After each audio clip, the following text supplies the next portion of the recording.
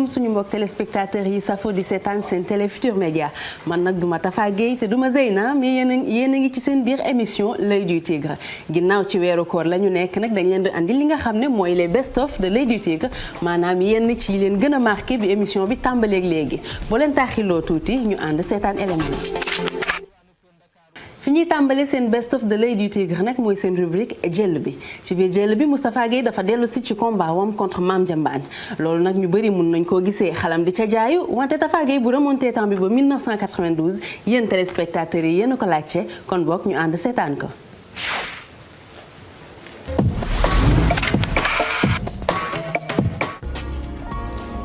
Mame Diambane Moustapha Gueye ñi ngi taxaw ni jàkkaarloo Moustapha Gueye jiital tànku ndeyjooram Mame Diambane jiital tànku càmmoñam boo seetloo tànku càmmoñu Mame Diambane moom la Moustapha Gueye joggi fii taxawee tànku càmmoñ bi ci ginnaaw muy pied d'appui am Mame Diambane taxawee tànku ndeyjoor ci ginnaaw muy pied d'appui am Moustapha Gueye mi ngi armé crochet droit pour dóor ko ci tempe Mame Diambane je pense que ne coup bi dal na ñu dem bi nga xamante ne coup bi dal na nag daf ñu daal di indi rek ci Mame Diambane trébuché nekk daal di gros gi waaye nag comme que nag Mame Diambane mbër mu dëgër la mbër moo xamante ne il est fort tànk yi dañ baax boo xoolee ñaari tànk yi ni ñu taxawee nii en génuflexion la nekk loxo yi nekkatul en garde booy xool mais Moustapha Gueye nag ba léegi mi ngi en garde parce que loxo càmmuñ bi mi ngi nii taxaw nekk en garde loxo ndajoor bi mi ngi ko armoire pour war a mun door Mame Diambane ñu dem bi ñu ñëwaatee ci waa Moustapha Gueye nag fii mi ngi harcelé Mame Diambane pourquoi muy harcelé Mame Diambane parce que sentir na ne Mame Diambane jël na coup titubé na et mu dàq ko li ñu naan coup boo ko dóoree mbër ci tàng bi da nga koy fekk fi nga koy fekk avant mu reprendre conscience am nga mun ko def li nga koy def. fii booy xool Moustapha Gueye dafa daw dëbb sol Mame Diambane ak loxo ndeyjooram loxo càmmoñu Mame Diambane ngi nii mu yóotu gañoo Moustapha Gueye ba tey taxawaayu tànk yi dafa baax booy xool Mame Diambane tànk càmmoñ baa ngi nii Moustapha Gueye tànk ndajoor baa ngi nii mu xaw koo coos nag am fii nag appui pied gauche bii tànk càmmoñ bii mooy appui Mame Diambane ba tey mi ngi taxawaay bu baax rien à dire fii ñaari mbër yëpp Mame Diambane mi ngi jéem a contrôler pour jàpp ngeen Moustapha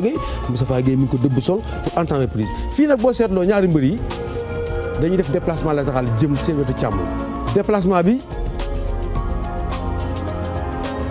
am na Mame Diambane mi ngi yóotu ngem bu Moustapha Gueye jël na tànk càmmoñam teg ko ne pour wut ci appui pour mun ko lalli fii Moustapha Gueye dafay waaj a lalli Mame Diambane mi ngi taxaw rasu mais bu koy lalli nag attanul Mame Diambane pour lalli ko parce que Mame Diambane dafa diis foofu Moustapha Gueye fii énergie bi mu amoon yëpp daf ko dégager pour mën a xalab Mame Diambane ñu dem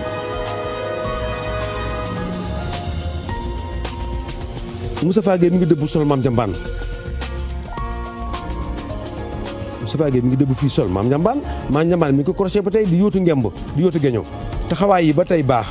rien à dire muy Mame Diambane muy Tafa Gueye ku ci nekk ni nga taxawee dafa baax tànk yaa ngi taxawaay nag ñu fàttali mbëri ne taxawaay tànk mooy bëree taxawaayu tànk yi mooy def différence très souvent ci combat boo mën a gis ñaari mbëri nag ni ñu taxawee taxawaay bu baax la ñu dem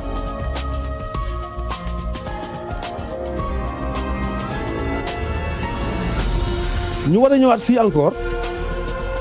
ci action bi booy xoolaat da ngay gis ne Moustapha Gueye mi ngi jéem a laal na Mame Diambane dis na attanu ko mi ngi koy jéem a kal nag pied d'appui bi lay jéem a kal fii tànk yaa ngi nii Tafa Gueye moo yore tànk bi nii Mame Diambane nekk un peu ci suuf mu koy jéem a kal xam naa pour wéeru ko Mame Diambane ba léegi mi ngi crochet Moustapha Gueye di yóotu gaño ko mais gaño gi mu yóotu nag ba léegi jàpp ko parce que Tafa Gueye dafa bañ mu jàpp gaño gi taxawaay yi ba tey dafa baax ñaari mbër yi ba léegi ñu ci logique tànk taxawaay yu baax kenn keppul kenn ŋaayiwul tànk yi donc action bi fi mu ne nii dara xew gi fi ba tey mbër yaa ngi manœuvrante ñu dem bu ñu ñëwaatee fii encore ci beneen action bi ko Moustapha Gueye lallee mu bañ dafa taxaw nag dafa tax dare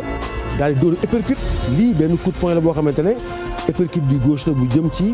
menton wu Mame Diambane donc Mame Diambane jëloon na coup ci commencement bi bu ko tutubeloo Moustapha Gueye tenté pour déséquilibrer mu bañ mu sànni Moustapha Gueye tenté ne ba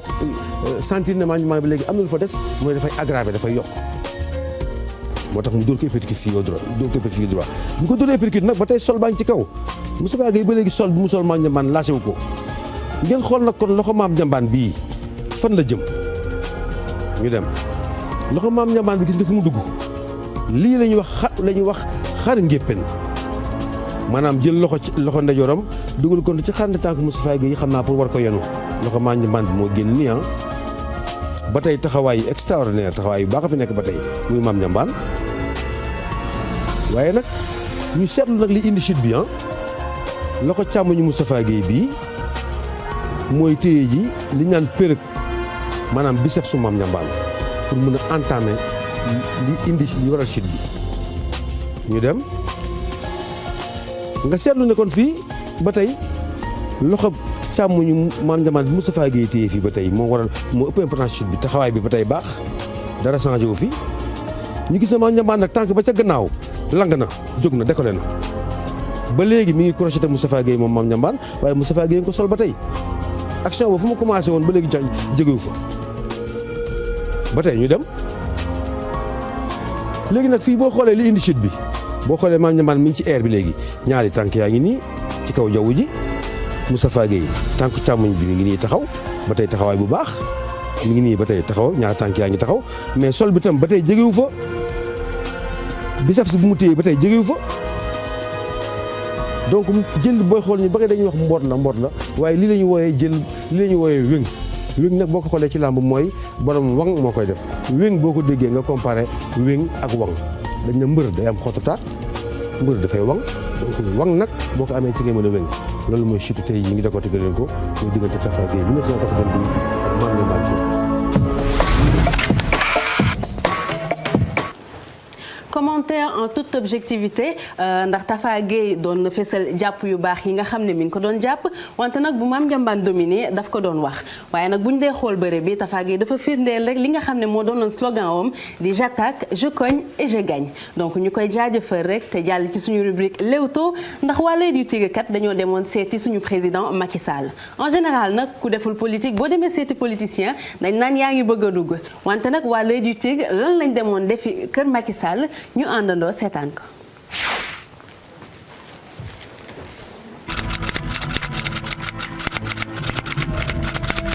bëri ci biir Sénégal ndax politique la. làmb si suñu société daf ci am place boo xam ne benn sport amu ko si ndax suñu cosaan la lu ñu créé la sport yeneen yëpp booy xool lu ci gën a bëri dañ ko jéggaane mu ñëw ñu adapté ko fii waaye làmb nag moom dafa génnee si suñu culture mu nekk sport mais en même temps mu nekk culture ndax làmb dafa am bàkk dafa am ay woy dafa am vraiment aussi ay sëriñ yoo xamante ni mbëri lu ñu xarañ gëm nañ ne boo amul sëriñ doo dem kon loolu yëpp si suñu tréfonds culturel la kon làmb ji lu jar a jàppale la lu jar a sàmm la mais lu jar a aussi organiser la ak moderniser pour que ndaw ñi si nekk ak jeunesse bi nga xamante ne intéressé na leen ñu mën si dund convenablement. ndax mbër yi am nañu influence su ndaw ci élection yi ñu jëm. lu influence élection par ay acteurs u làmb wala ay yeneen acteurs lu jafe wax la parce que Sénégal léegi nit ñi dañu xarañ dañu moom seen bopp kenn mënatul yóbbaale kenn mënul këf xelu nit waaye du tere nag si réew moo dem am na li ñuy wax grand électeur maanaam nit ku am influence moo xam sportif la moo xam sëriñ la moo xam politicien la am na mbooloo ci ginnaaw boo xam ne xëy na bëgg nañ ko bëggal goo xam ne mën na leen entraîner waaye gëm naa ni Sénégal tey fi réew mi toll ci namm changement ci bëgg renouveler classe politique bi gëwma ne nit mën na entraîner askan wi ci loo xamante ne du méngoo ak seen bëgg-bëgg muy changer le 25 mars prochain.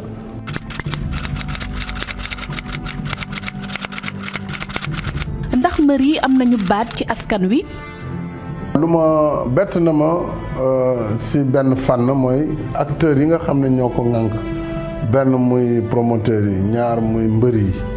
ñett muy ñi nga xamante ni ñooy ñi encadré mbër yi wala boog nekk seen i agent ak surtout nag sportif supporters yi nga xam ne bu sport doxee ñoom ñoo tax mu dox parce que bu fekkee stade da nga koy dem te du am kenn lu làmb ji rafet wala lu sport bi rafet du dem mais li tax ma kontaan ci mooy dañu def principe boo xam ne moom laa bëgg a appliquer bu ñu ma fale ci wàllu sport incha allah mooy sport du état rek moo koy financé parce que xaalisu état bariwul ndax budget la te budget lépp ci la aju kon il faut que ñu xool yeneen i acteurs privés su ko defee ñu def ay partenariat def ay publicité def ay accord nga xam ni kon suñu war a def combat de lutte dinañ mën fay mbër mi loo xam ne yelloo na ko te man bañuma ñu fay mbëri li ñu leen di fay ci wàllu sport c'est tout à fait normal ñu fay également ñu ci ñi nga xam ne ñoo ci war a jot ci seen ak état bi jot ci akam ci wàllu impôt parce que état mooy askan wi rek mooy askan wi donc le fait que sociétés yi surtout opérateurs yi aussi dugg ci làmb je crois que loolu moo tax làmb ji toll tey fi mu toll ñu am ay droits de retransmission ci télévision yi te sport yu moderne yëpp ci àdduna bi looloo tax ñuy mën dem boo demee NBA ci États-Unis looloo tax mu dem boo demee ci yeneen réew yi nga xam ne football Europe soo gisee mu toll fi mu toll droit de retransmission yi la ak privé bi ci dugal alal donc làmb ji nañu continuer noonu ñu gën a am ay sponsor ñu gën ko organiser utal leen aussi arène nationale lu am solo la pour que vraiment mu nekk un sport national ak des arènes régionales parce que làmb ji aussi boo koy xool dul rek Ndakaaru mais Sine Saloum foyer de làmb la fa jóge surtout les îles du Saloum Fatick Sine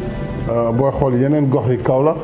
ak ba ci Waalo ay zone la yoo xam ne ba ci Casamance làmb dafa am cosaan donc gox yooyu itam war nañu def ay infrastructure ci wàllu sport mais surtout aussi di jàppale acteurs yi foofu à la base.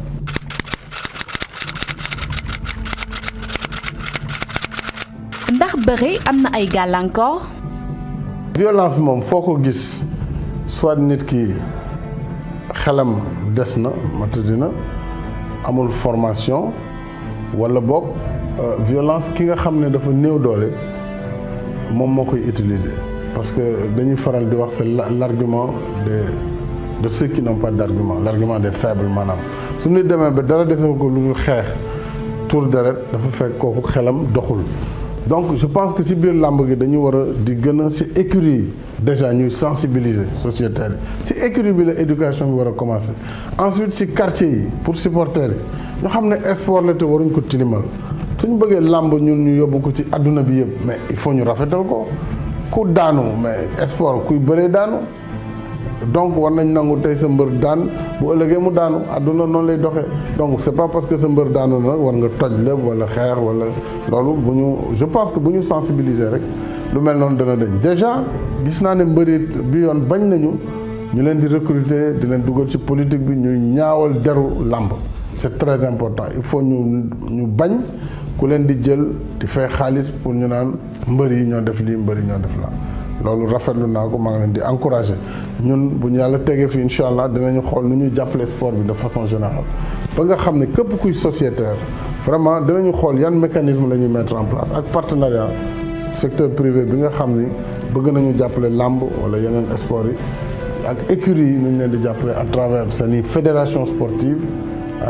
wala CNG ci wàllu làmb ñu fexe ba loolu yëpp ñu jël ko en charge ñoom ñu am couverture maladie maanaam ku ci feebar ñu mën la faj ñu am lu ñu dundee ci seen sport mais ñu am aussi vraiment nu ñu teddee parce que nit ki ne bëgg nga tedd nag teddal sa njaboot. ndax bëri mën naa saafara cong yu am ca Casamance. Casamance lu tiis la lépp lu ñu mën a